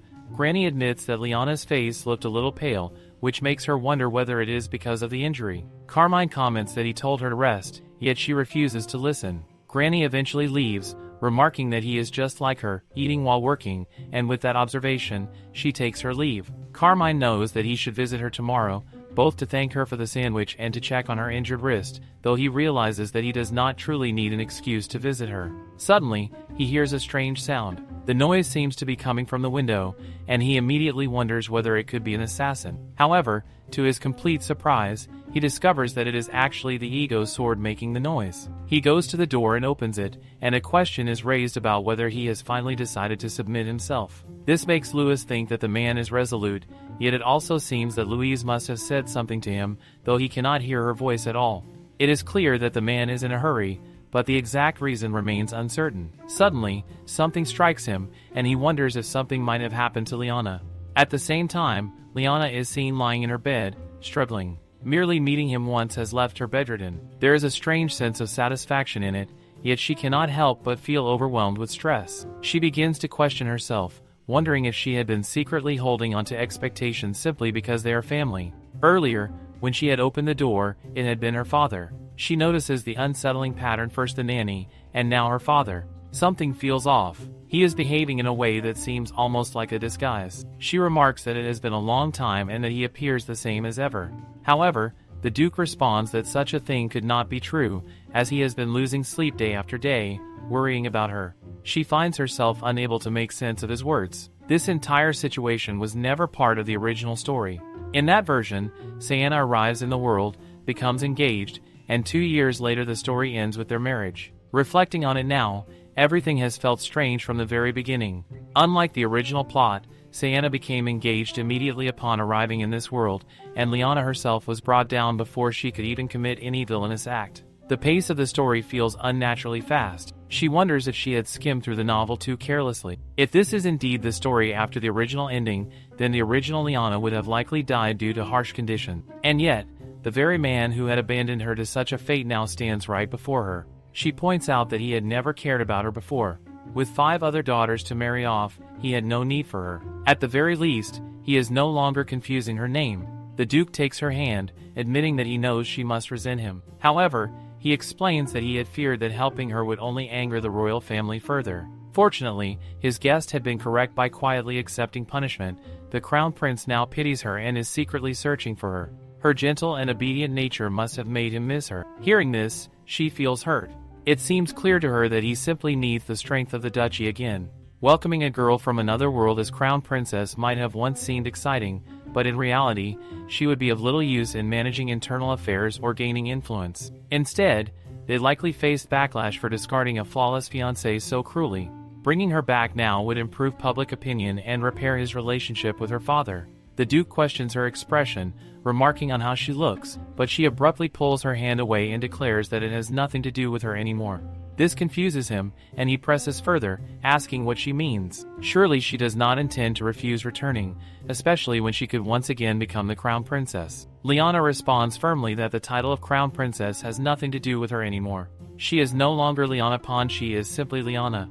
There is no need for him to waste his breath on her. He should instead focus on marrying off one of her sisters. This prompts him to question whether she truly believes that familial bonds can be severed with a single declaration. She sighs and reminds him that he was the one who disowned her with a single word. His anger rises, but she remains composed, stating that this outcome works perfectly for her. She opens the door and asks him to leave. After he departs, it is evident that he will not give up so easily. If what her father said is true, then he will continue pursuing her relentlessly. He should simply focus on pleasing Sayana instead. The audacity of coming to find her without shame after ruining her life and then believing that locating her now would fix everything makes her feel sick. He may have left quietly today, but next time he will surely do everything in his power to drag her back to David. If she remains here, David will inevitably return to her life, and that is something she cannot allow. The only option left to her is to leave. At that moment, Louis approaches her, noticing that she seems lost in thought, and asks if she is all right. She insists that she is fine and says that she simply needs to boil some potatoes before it gets too late. Louis gently tells her not to force a smile, encouraging her to admit if she is sad. However, Liana questions why she would be sad when she has him, her sweet Louis. She claims that she has already abandoned all expectations regarding that man. Yet as she says this, tears begin to fall. She finds it strange. She truly believes she is fine, so why does this keep happening? Louis reflects that this is the first time he has regretted being unable to transform into a human. Liana embraces him and assures him that she will be alright soon. The scene then shifts to the present. Carmine calls out to her, and she slowly opens her eyes. He asks if she is alright and whether she recognizes him. Instead of answering, she begins to sneeze. He immediately tells her to wait while he goes to fetch water and medicine. Liana mentions that the medicine should be inside her bag. Carmine cannot help but wonder why the bag is so large. She tells him not to scatter her belongings, explaining that she will be leaving soon. This surprises him, and he questions why she intends to leave. She confirms that she must hurry. He asks why she would leave when this place should be her home. This makes her pause. It is indeed a warm and comforting place, and the grandmotherly lord is kind. Yet she feels that she has no place she can truly call her own. As Carmine takes care of her, he begins to suspect that her sudden urgency is connected to her former fiancé, the one who had come searching for her before. For her to be so desperate to escape, there can only be one explanation. They must have finally realized her true worth and are trying to reclaim her. He notices that even in her sleep, she is crying. She always appears cheerful, yet someone is clearly responsible for this hidden pain. As he looks at her, he gently takes her hand and presses a kiss to it, silently vowing that he will protect her. Finally, morning arrives, and Liana wakes up with the feeling that she is alive again.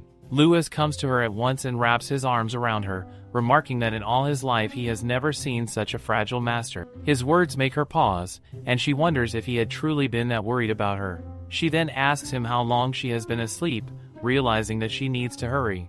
At that moment, Carmine steps forward and reassures her not to worry, saying that it has not been very long. She looks at him in confusion and questions why he is there. Carmine explains that the ego sword called him, then asks if his presence is making her uncomfortable. She quickly denies it, insisting that it is not like that, but adds that she does not have time for this since she is very busy today.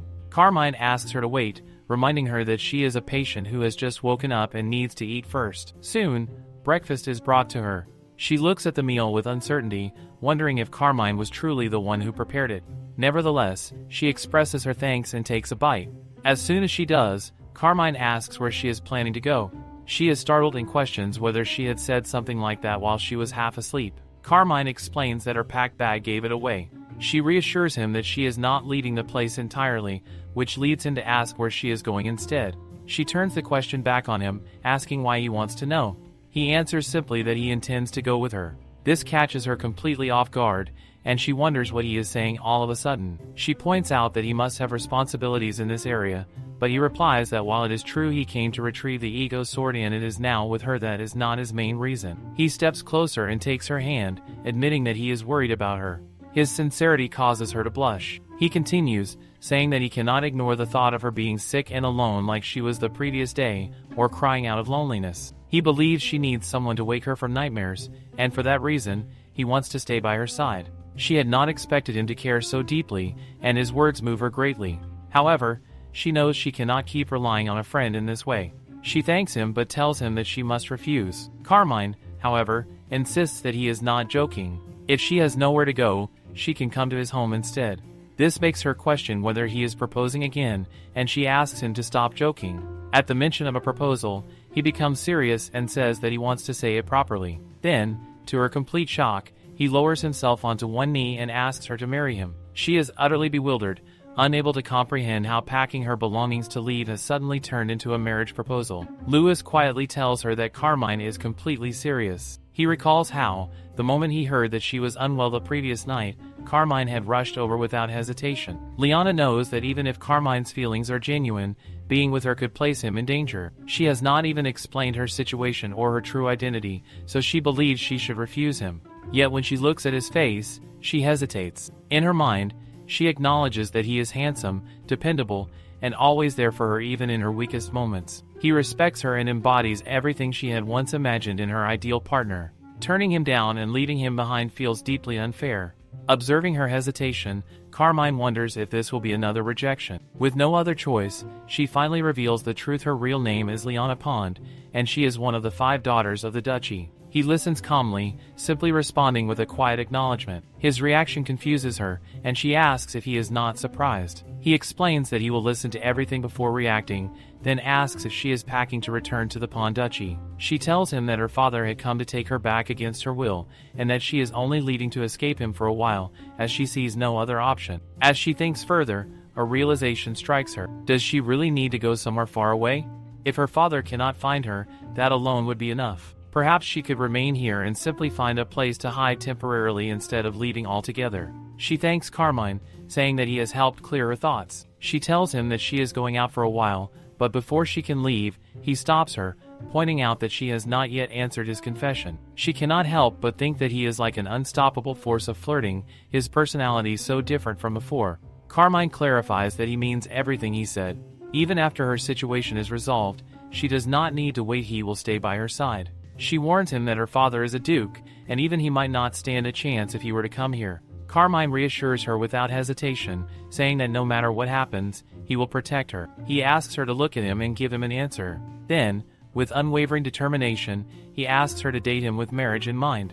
The scene then shifts to the palace, where the teleportation orb suddenly begins to act up. The princess is startled and immediately shouts at Carmine, scolding him for frightening her and asking what would have happened if she had fainted from shock. He casually responds that he would have covered it up as a workplace injury, which only irritates her further. She tells him to stop talking like a shady businessman and to go handle the day's agenda. However, she soon notices that he is unusually quiet. He lets out a deep sigh, and she begins to wonder if something is wrong. It seems as though he might have made some kind of mistake. The man who once cared about nothing but work is now behaving strangely ever since returning from that town. Though she finds it troublesome, she considers humoring him for a moment and asks what is bothering him. She thinks it would be best to hear him out quickly before returning to her overdue tasks. When he finally speaks, he tells her that he has found someone he wants to marry.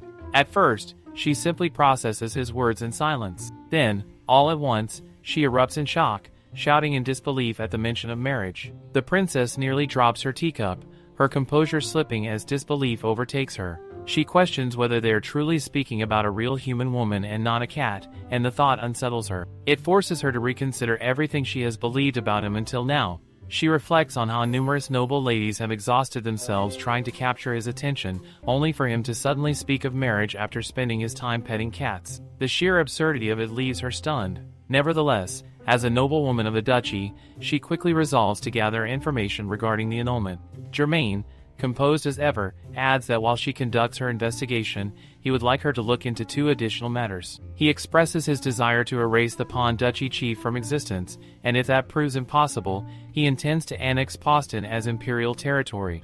The princess immediately urges him to calm down. She acknowledges that Liana has suffered injustice, but she reminds him that eliminating a duchy and annexing land are not trivial matters. She remarks that the saying about a late-blooming thief being the most dangerous seems to fit him perfectly. Then, as realization dawns on her, she raises her voice and demands to know why he went to Poston in the first place. The most important matter, the Eagle Sword, has not been mentioned even once since then, and she cannot believe he has forgotten it. Carmine reassures her that there is no need for concern regarding that matter.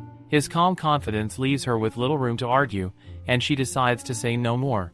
Instead, she shifts her focus and questions whether the young lady has agreed to marry him. She finds it difficult to believe that any young woman would so readily accept a proposal from the emperor, concluding that the girl must be quite bold. Carmine then reveals that Liana does not yet know he is the emperor. This revelation shocks the princess even further, and her voice rises in disbelief. Meanwhile, for Liana, the events of the previous days still feel like a dream. She finds herself uncertain about what to do.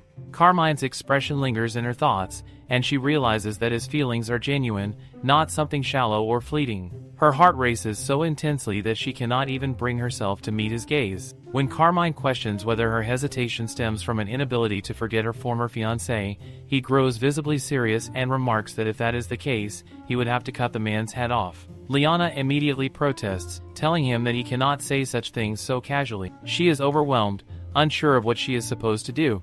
There is still so much she does not know about him, and too many unresolved problems remain. Yet despite all of this, she ultimately declares that she will date him. Though her mind is still conflicted, her heart is already moving in that direction, and she begins to think of him as her boyfriend.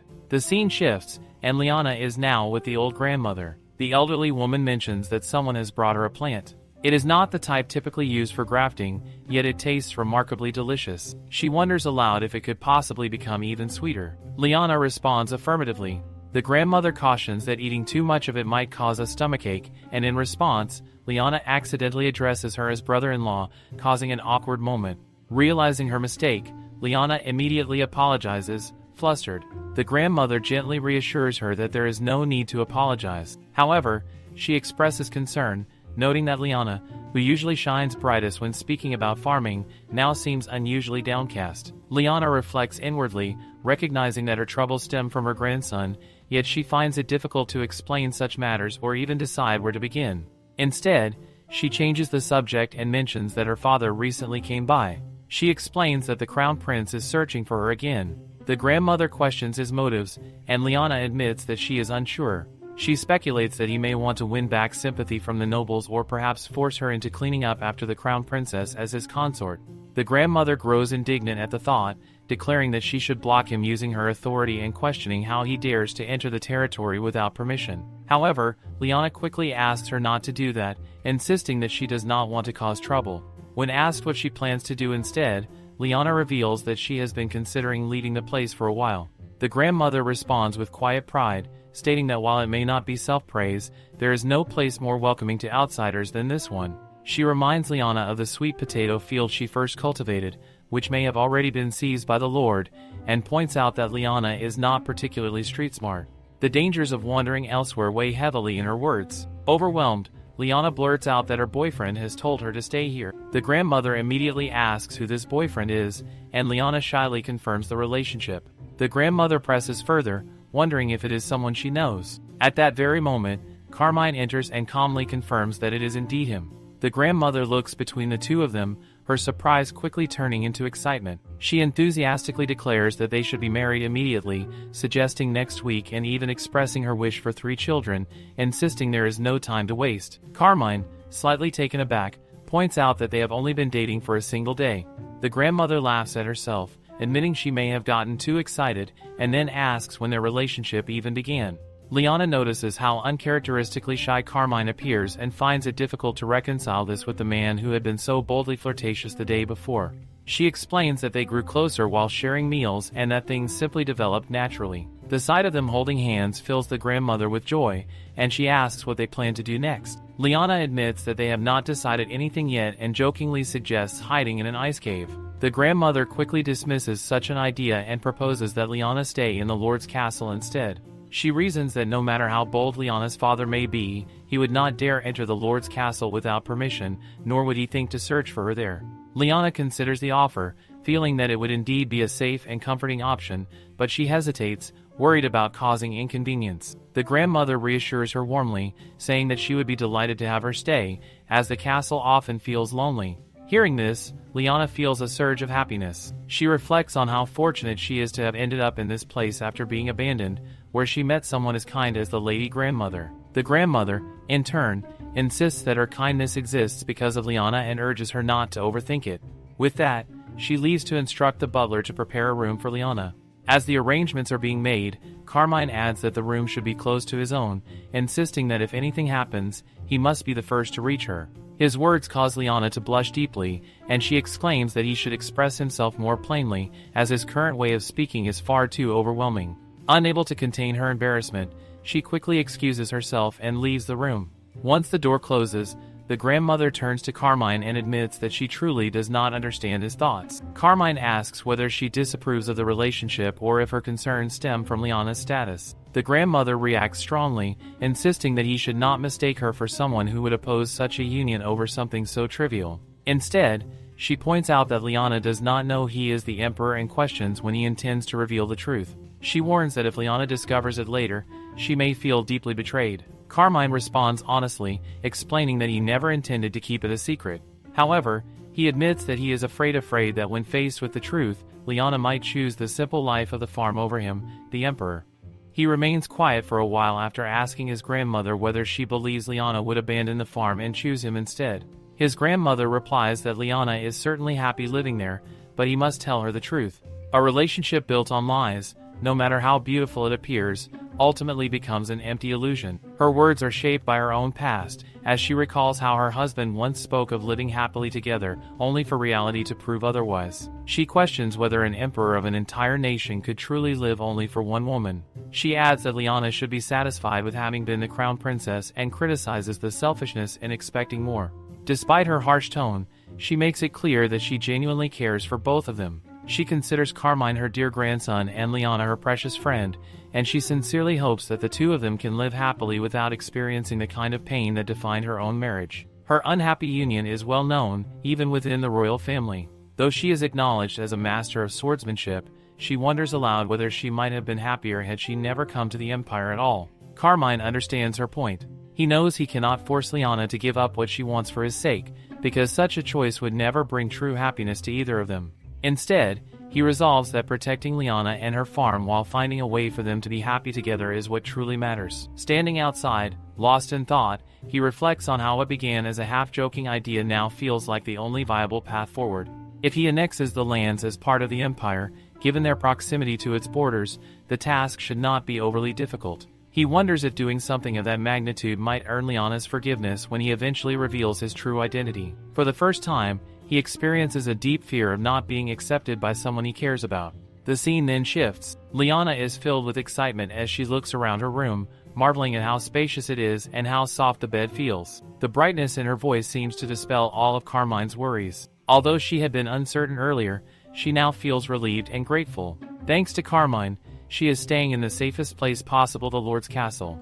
In her mind, he appears dependable and impressive, and she cannot help but think that her boyfriend is incredibly admirable. At the same time, she finds herself wondering why he shows no fear even after learning that her father is a duke. This leads her to question his true identity, suspecting that his position may be far higher than she initially believed. Yet, as the duke's daughter, she is certain she has never seen him before. A knock sounds at the door, and she permits the visitor to enter. Carmine steps inside and asks whether the room meets her expectation. She expresses her satisfaction, noting how soft and comfortable the blankets are. He feels relieved to hear this and suggests that they take a short walk outside. As they walk together, Liana becomes acutely aware that he is now her boyfriend. This awareness makes her unusually nervous. Carmine remarks that a great deal has happened that day. When their eyes meet, she quickly looks away, unable to maintain eye contact. Although this is not the first time she has walked alone with him, everything feels different now. An unfamiliar warmth stirs within her, making her heart feel light and restless. She begins to wonder if this is what love feels like, because it was never like this before. Her thoughts drift to a past moment with David. On that occasion, she had tried to express concern, mentioning that he seemed unusually busy. However, he had immediately stood up, confirmed that he was indeed occupied, and dismissed the conversation, leaving without giving her the chance to say anything more. She feels as though she cannot breathe, her heart weighed down by an unbearable heaviness. Yet she understands that she must remain silent and composed. If she wishes to become the crown princess, she must smile no matter what. She has always been told that simply being loved is the greatest happiness, but deep within, she begins to question whether what she experienced could truly be called love. The scene returns to the present as Carmine calls out to her, gently asking if he may hold her hand. The request catches her off guard, and she pauses in surprise. In that moment, she becomes keenly aware of how different he is from David, who once abandoned her. This, she realizes, is how it is supposed to feel: kind, warm, and sincere. The realization overwhelms her, and tears begin to fall. Carmine becomes flustered at the sight of her crying, unsure of what he has done wrong. He quickly assumes that she may not want to hold his hand and reassures her that it is not necessary if she feels uncomfortable. However, she shakes her head and explains that it is not the case. She confesses that she once believed she would never be able to love someone again. Yet, without even realizing it, she has come to truly like him. Somewhere along the way, he has deeply engraved himself into her heart. Carmine then admits that there are still many things he has not told her. He cannot reveal everything honestly at this moment, but he asks if she can wait for him. He promises that he will not disappoint her. In response, she takes his hand and tells him that she will wait, because she trusts him. As evening falls, Liana sits brushing her hair.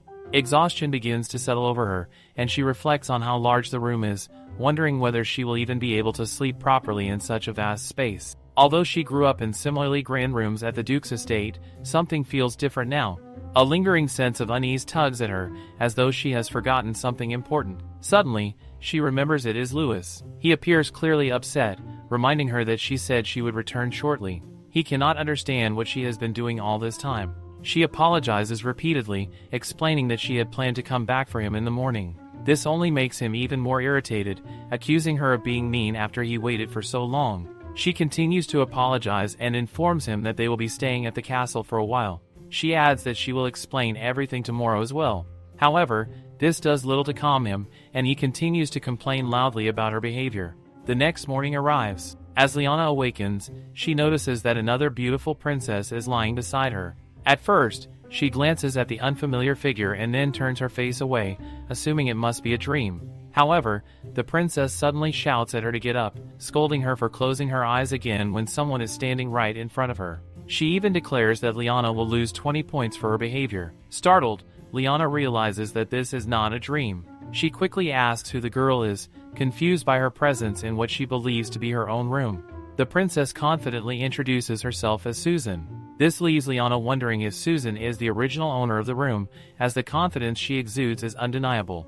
The two of them exchange greetings, though Liana cannot help but think about Louis. At a moment like this, he would have been talking endlessly, keeping her company and easing the tension.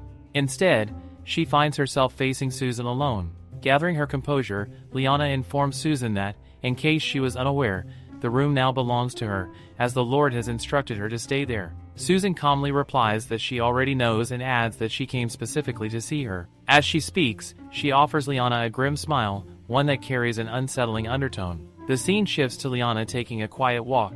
As she moves along, she reflects on how strange Susan is. Liana had stepped outside because she felt awkward, yet now Susan is following her despite them barely knowing each other, not even by name. This behavior puzzles her. Eventually, Susan asks where she is going, and Liana responds that she is simply out for a walk to clear her thoughts. Susan reacts enthusiastically, remarking that walks are wonderful and casually mentioning that Liana is likely to receive a passing grade. This comment confuses Liana, though she cannot sense any suspicion from Susan. In fact, everyone they pass greets Susan naturally, which makes her seem trustworthy. Soon after, Susan asks whether Liana likes the area. Liana replies that it is wonderful, praising the generosity of the people and the kindness of the Lord's grandmother. Susan then insists that the Empire is even better, a statement that causes Liana to wonder why the Empire has suddenly been brought into the conversation. Susan proceeds to question what Liana thinks of the Emperor. Liana, unable to follow the thread of these questions, grows increasingly puzzled. She begins to suspect that perhaps rumors about her crops have spread as far as the Empire. If that is the case, she considers that expanding her business there could be an excellent opportunity, especially since it is relatively close to this region. With that thought in mind, Liana changes the subject slightly and mentions that there are wild raspberries nearby, offering Susan the chance to try some. Susan hesitates, noting that such berries are usually washed before eating, but Liana dismisses the concern, reasoning that in such clean air, washing them hardly seems necessary. Susan tastes one and observes that while it appears sour, it is actually quite bland. Liana explains that when turned into jam, the berries develop a tart flavor. She adds that she prepares everything she eats herself, which leaves Susan wondering how she manages to do so. This somehow reminds Susan of Carmine's reaction in the past. Liana then encourages her not to stand idle and instead help gather more berries, mentioning that she will later prepare a refreshing raspberry iced tea. Meanwhile, elsewhere, Louise is quietly observing Carmine as he trains. Louise has heard that Carmine is the grandson of the foolish former emperor, yet the young man before him seems entirely different. There is something strangely familiar about him, especially in his confident gaze, which reminds Louise of his first master. Memories begin to surface. His first master once asked him for his name, and Louise had replied that he had none, that Ego's sword was sufficient. That self-assured young man, who had sought to slay dragons, had captivated Louise and ultimately became his first master. In time, that same man rose to become the Empire's first emperor. However, as his stature grew, he gradually became more of a symbol than a person. Successive emperors treated Louise merely as a ceremonial sword, a display piece devoid of true purpose. Even so, Louise endured, sensing traces of his first master's presence in their descendants until it all ended with the previous emperor, a hopeless fool who could not even hear his voice. When the Empress divorced that emperor, Louise quietly left the Empire alongside her. He never imagined that he would encounter a descendant of his first master in such a distant place. Reflecting on this, he regrets not asking to be given a proper name back when his master was still alive, especially if that man had truly been using such a crude designation for him. At that moment, Carmine suddenly calls out, telling Louise to stop sneaking glances and to come out if he has something to say. Louise becomes flustered, insisting that he was not sneaking glances at all but merely ensuring that Carmine was training correctly. Carmine, unable to hear him, assumes that Louise is once again talking about Liana. Carmine then declares that he is serious about Liana. While he initially approached her because of the Ego's sword, things have changed. Now, he genuinely respects Louise's decision to choose her as his master. Hearing this, Louise cannot help but feel puzzled, wondering why Carmine is such a genuinely kind and considerate person. While Carmine wonders whether Luis has come because he wants him to wield him, he finally steps forward and grabs the sword. Luis, caught off guard, thinks that perhaps he should allow this, if only briefly, to determine whether Carmine is truly worthy of becoming his master. As Carmine begins training with him, Luis feels a sudden unease creeping in. He realizes that he is almost being swayed, and this thought alarms him. Carmine's skill and composure only make matters worse, as his competence is undeniable. At the same time, Carmine assumes that Luis is permitting him to wield him so that he can protect Liana, and he silently expresses his gratitude. Luis, however, does not mean any of this in the way Carmine believes. Despite that, he cannot deny that being wielded by Carmine feels right in some inexplicable way. These conflicting emotions leave him troubled, unsure of what he should do. At that very moment, Liana notices Carmine in the distance. Her gaze then shifts, and she realizes that Luis is there as well. Suddenly, Luis rushes toward her in distress, declaring himself to be a bad sword. His abrupt movement startles Liana, causing her to drop the raspberries she had been holding. Before they can fall to the ground, Susan swiftly catches them, calmly stating that the raspberries are safe. Liana, impressed, remarks on her excellent reflexes. Carmine soon arrives at the scene and questions Susan about what she is doing there. In response, Susan addresses him as her brother, revealing that she is the second princess of the Empire. This revelation leaves Liana stunned, and she begins to wonder if this means Susan is actually Carmine's younger sister. Later, in the kitchen, Liana reflects on the situation. She thinks that Susan could have simply stated that she came to see who her future sister-in-law would be, rather than barging into her room and behaving so strangely. The realization that Susan is her future sister-in-law makes Liana anxious, and she worries that she may have made a poor impression. Meanwhile, Susan notices that the ego's sword remains close to Liana's side. Susan then asks Liana what she plans to do next now that everything has been clarified. Liana responds by deciding to demonstrate how to make raspberry iced tea. She explains the process step by step. First, sugar and lemon juice are added to black tea. Once the sugar dissolves, the raspberries are strained and poured through a sieve into the tea. The mixture is then chilled before being poured into a glass. When the preparation is complete, the refreshing raspberry iced tea is finally ready. As Liana presents the drink, she notices that Carmine has also entered the room. She finds it puzzling that even with his sister present, he is sitting there soaked, seemingly trying to draw attention to himself. She quietly warns him that he will catch a cold, while Carmine explains that he rushed over because he thought he might be kept waiting. Observing this exchange, Susan begins to wonder if she should speak to him more informally.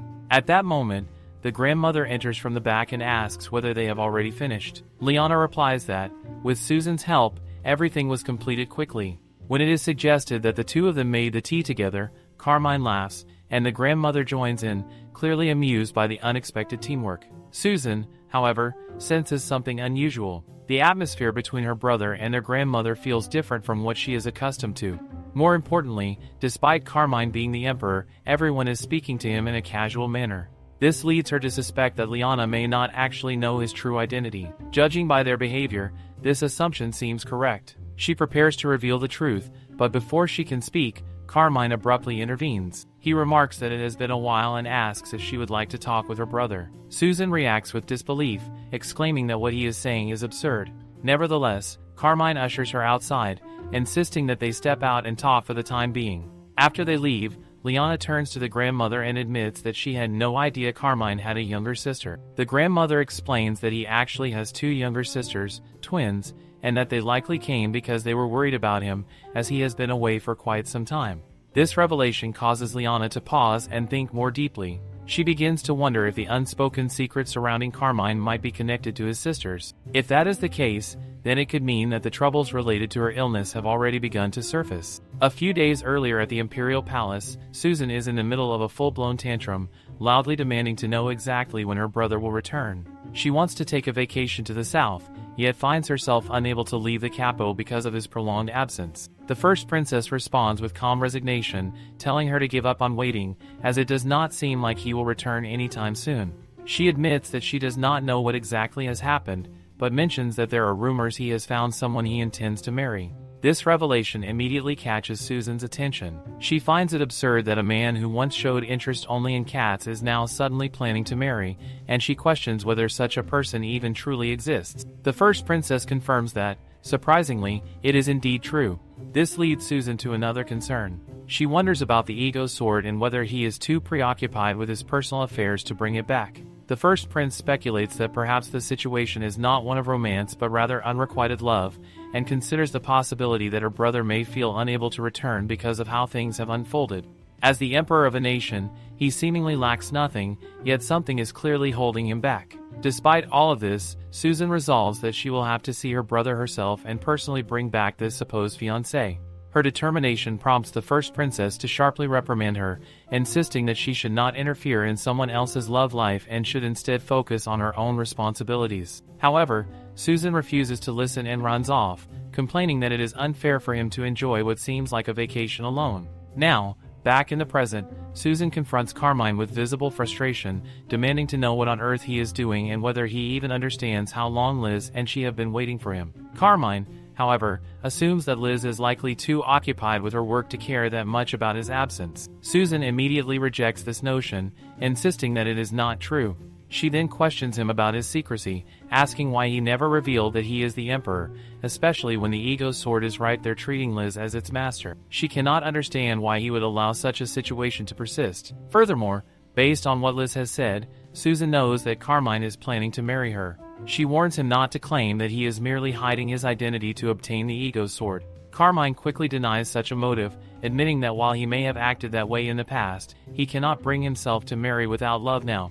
Initially, he believed that revealing his identity would work against him, fearing that Liz might use that knowledge as leverage against him. However, as time passed and their conversations deepened, they grew closer, and he found himself unable to reveal the truth. He also comes to understand why Louis chose Liz, and because of that, he feels compelled to protect her and respect Louis's decision to follow her.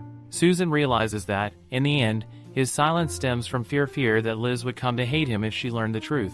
The ego sword, after all, is a symbol of imperial legitimacy, and Carmine is fully aware of its importance. Frustration builds within Susan as she grits her teeth, irritated by how often he refers to Louis, as though he has already become close friends with it.